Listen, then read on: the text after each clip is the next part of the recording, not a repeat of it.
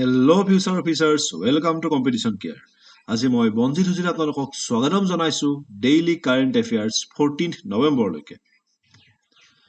আমাৰ APSC CC 2024 কাৰণে prelims crash course already আৰম্ভ হৈছে। আমাক যোগাযোগ কৰক উইথ স্পেচিয়েল অফাৰ। আজি মোস্ট ইম্পৰ্টেন্ট টপিকসমূহৰ ভিতৰত আছে SC issues guidelines, Indian ocean dialogue, Booker prize, Bidar fort আৰু ব্ৰাণ্ড। আমাৰ APSC CC 2025 মেইনছ গাইডেন্স প্ৰগ্ৰামৰ কাৰণে আমাক এতিয়াই যোগ কৰক। এতিয়া চাওক why in news SC issues guidelines. Supreme Court judgment on bulldozer justice and due process in property demolition. About কি হৈছে rising incident of property demolition termed as bulldozer justice where authorities demolish properties of accused individuals without following legal procedures. মানে কি কৈছে আজিকালি লগালগ ঘৰ ভাঙি দিয়া হৈছে আৰু সুপ্ৰিম কোৰ্টে ফিল কৰিছে যে কি হৈছে proper procedure follow নোহোৱাকে বহুত সম্পত্তি ধ্বংস কৰি দিয়া গৈছে।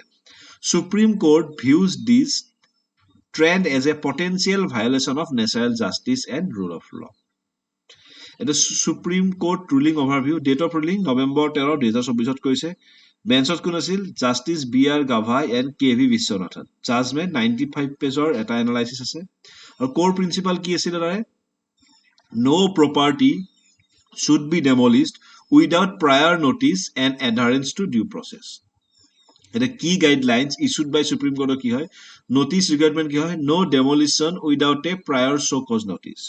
Response period কিমান হয় affected individual 15 দিনৰ কাৰণে এটা সময়সীমা ধৰি দিব লাগিব। আৰু ডিউ প্ৰসেস কি হ'ব authorities must follow municipal laws and principle of natural judgment before proceeding with demolition. তেওঁলোকে municipal law আৰু natural justice ৰ law বিলাক ফলো কৰিব লাগিব কাৰণ বহুত সময়ত আহিছে ন humanitarian background বিলাক আহিছে বহুত ক্ষেত্ৰত। এটা principle of separation of power violation if the executive demolishes property as a penalty for being an accused it violates the principle of separation of power. Judgment note কি দিছে this executive cannot assume judicial power to punish citizens. এটা constitution context কি আছে এই বিষয়ে judgment emphasized that punishment is a judicial prerogative ensuring accountability and adherence to lawful procedures. It is the impact of arbitrary demolition social impact sealing site of bulldozers demolishing buildings rendering women children and elderly homeless. এই কি হয় যেতিয়া এই ঘৰ ভাঙি দিয়া যায় ন বহুত মানুহৰ মানে কষ্ট পায় তেওঁলোকে ন সেই কথাবিলাক দি দিছে মানুহৰ বহুত ইম্পেক্ট পৰে। লিগেল ইম্পেক্ট কি থাকে arbitrary demolition remind of a lawless state where might is right. Message কি থাকে such action undermine the core value of democracy and constitution. সেইটো এটা কথা হয় গণতন্ত্ৰৰ যিটো মূল ভূমিকা তাক আপুনি কি কৰিলে বুলডোজাৰে ভাঙি নোহোৱা কৰি দিলে ঘৰ এটা উচ্ছেদ কৰিলে ফটকে এইটো কথা কয় ন মানুহৰ অধিকাৰটো খৰ্ব কৰা হয় মানুহৰ যেটো গণতন্ত্ৰ হয় নহয় গণতন্ত্ৰ একচুয়ালি এটা আঘাতৰ নিচিনা কৰা যায় ঘৰ ভাঙি দিয়া কথাটো। এতিয়া তেওঁলোকে কিছুমান একসেপ্টেশন দিছে যিবিলাকত ধৰক তেওঁলোকে মানে নিজৰ কামখিনি কৰি থাকিব পাৰিব সেইটো যে আনঅথৰাইজ ষ্ট্ৰাকচাৰ বিলাক যেনেকা structure in public places like road street footpath railway line আৰু ৱাটাৰ বডিজ এইবিলাকত বস্তু ডাইৰেক্ট ভাঙি দিব পাৰিব। Court ordered demolition. In cases where a court has specifically ordered the demolition, the guidelines do not apply. আৰু কৈছে যিবিলাকত কোৰ্টে কৈ দিছে যে ভাঙক কোৰ্টৰ যদি জাননী আছে তেতিয়া কি হ'ব ডাইৰেক্টলি ভাঙি দিব পাৰিব। আৰু পাৰপজ কি হয় prevent misuse of public spaces while respecting legal orders. কাৰণটো কি হৈছে যাতে পাব্লিক প্লেস সমূহৰ মিসইউজ হ'ব নোৱাৰে তাত গুৰুত্ব দিয়ে। এটা ডিটেইল ডাইৰেকশন অন ডেমলিশন প্ৰসেস তেলে কি ডাইৰেকশন দিছে নোটিস পিৰিয়ড এটা দিছে কি দিছে যে 15 দিনৰ তেওঁলোকে মিউনিসিপাল ল ফলো কৰিব লাগিব আৰু কমেও 15 দিনৰ জাননী দিহে ডেমলিশন কৰিব পাৰিব। এনফোর্সমেন্ট কি all authorities are directed to comply strictly with the guideline and adhere to fair procedure. সকলো বিলাক ডিপাৰ্টমেন্টে এটা ফেয়াৰ প্ৰসিডিউৰ থৰে কাম কৰিব লাগিব। আৰু arbitrary demolition undermine constitutional principle. Court responsibility কি দিব misuse of power is intolerable. The judiciary must intervene to uphold the rule of law. In the judgment কি কোট কৰিছে constitutional ethos and values would not permit any such abuse of power. এটা implication কেনকা হ'ব authorities তেওঁলোকে strict legal process চলিব লাগিব citizenক কি কৰিব লাগিব তেওঁলোকৰ property right থাকিব আৰু কি দিব for governance তেওঁলোকে পাৱাৰ বিলাক আগতকৈ শক্তিশালী কৰিব লাগিব হয় নহয় এটা way forward কি কৰিব পাৰো আমি Supreme Court's ruling aims to restore law and order by preventing high-handed and arbitrary demolition action. The judgment promote fair treatment, rule of law, and protection of individual right against misuse of executive power. তো গম পালো যে supreme কোৰ্টে এতিয়া যিটো মানে উচ্ছেদ কাৰ্য চলি আছে তাত যে লিগেলি হয় প্ৰচিডিউৰেলি হয় আৰু হিউমেনিটেৰিয়ান গ্ৰাউণ্ডটো যাতে তাতে কনচিডাৰ হয় তাত তেওঁলোকে গুৰুত্ব দিছে এটা মেইনছৰ প্ৰেক্টিছ কুৱেশ্যন দিছে critically analyze the Supreme Court's recent judgment on bulldozer justice in the context of the rule of law and principle of natural justice. How does this judgment reinforce the foundational values of Indian Constitution? এটা এটা Indian ocean dialog এটা কি হৈছে এতিয়া Indian অচেনক লৈ ভাৰত আৰু USA কি কৰিব তেওঁলোকৰ যিটো বাৰ্ষিক ইণ্ডিয়ান নেশ্যন ডায়লগ থাকিব সেইটো এই থাৰ্ছডেলৈকে তেওঁলোকে দিব ইয়াত কি আছে ইউএছৰ ডেপুটি ছেক্ৰেটাৰী কাৰ্ট কেম্পেল আৰু prime deputy national security adviser Jon Finer will take part in the event virtually তেওঁলোকে ভাৰ্চুৱেলি প্ৰেজেণ্ট থাকিব তেওঁলোকে কি কৰিব ছিকিউৰিটি আৰু প্ৰস্পাৰিটি যিটো ইণ্ডো পেচিফিক ৰিজন আছে তাত গুৰুত্ব দিব আৰু কি কৰিব তেওঁলোকে এটা critical and emerging technologies intersessional to further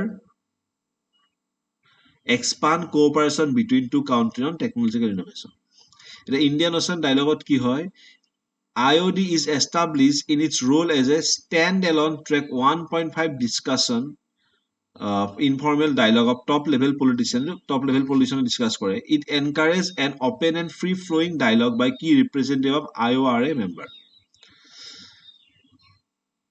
The members include states such as scholars, experts, analytics, and policymakers from government, think tanks, and civil societies on a number of crucial strategic issues on Indian region.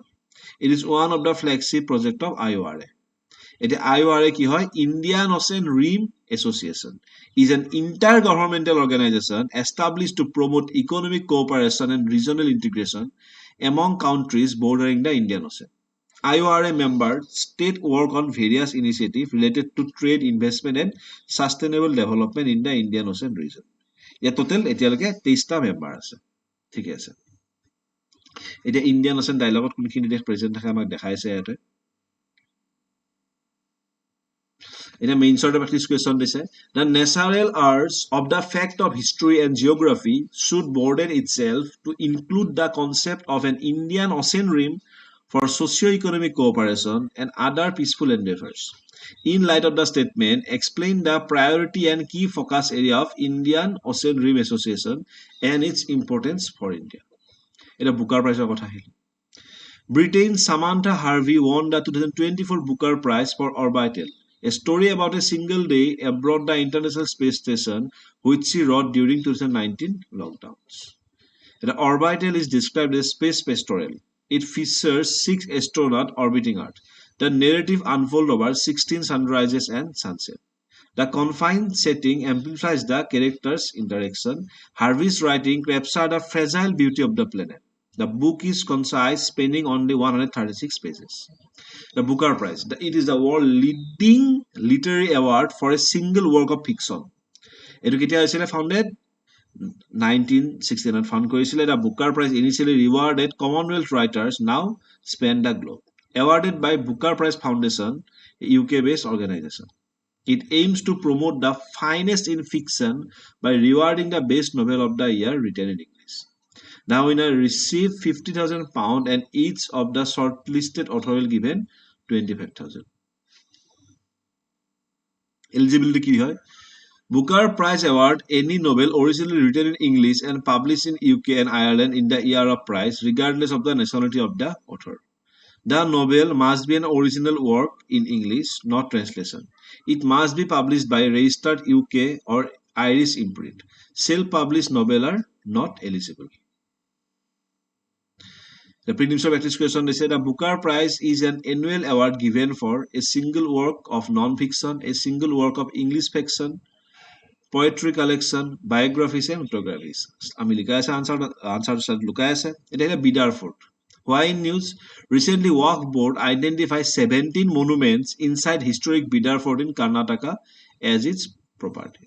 এটা Bidar Fort ko Bidar city আছে যেটো northern কৰ্ণাটকাত আছে আৰু ইয়াত প্ৰায় 5000 বছৰ ইয়াত কি চালুক্য ডাইনেষ্টি তাত ৰেইন কৰিছিলে আৰু Sultan Ahmad Shah Wali of Bahmani dynasty made Bidar his capital in 1430 and renovated it as an impressive citadel. It has been built of a trap rock. Stone and mortar were used to build the fort. The entrance gate has a lofty dome, the interior which had been painted in bright color. Bidar Fort includes Islamic and Persian architecture.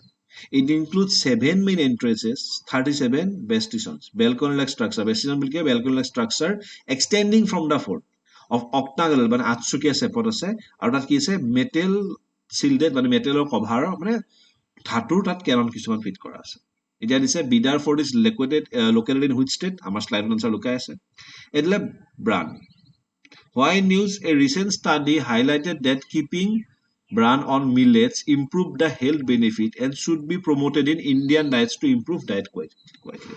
Diet কথা আহি গ'ল এইটো কি হয় this is the edible broken seed coat or protective outer layer of wheat ray or outer cereal grain separated from the kernel. In flour processing, the coarse chaff or bran is removed from ground needles by shifting or bolting in a rotating mesh cylindrical frame. It provides dietary fiber made different bioactive substances, including phenolic compound, which can exert a beneficial effect on human health. Removing the bran from millet result in decreasing the protein, dietary fiber, etc. তো কি কৈছে যেটো bran আছে ব্ৰানটো খাদ্যত যোগ কৰি থবলৈ বিচাৰিছে মানুহৰ স্বাস্থ্যৰ উন্নতিৰ কাৰণে হয় না নহয় এটা আমি ভাৰতীয়সকলক বেছিকৈ দৰকাৰী হৈ গৈছে বুলি কৈছে বিকজ তাত কি আছে যথেষ্ট ডায়েটাৰী ফাইবাৰ সোমাই আছে এটা হৈছে where was Bengaluru's first digital population clock inaugurated the answer of previous day's practice question Kayakalpa scheme is an initiative launched by Ministry of Health and Family Welfare Which government agency organized the Anti-Terror Conference 2024 in New Delhi? National Investigation Agency সমুকৈ NIA তো আশা কৰোঁ viewers আপোনালোকে আমাৰ ভিডিঅ'সমূহ ভাল পাই আছে আমাক like share আৰু subscribe কৰি থাকিব তো so again welcome to competition care by the officer for the officer ধন্যবাদ বিদায়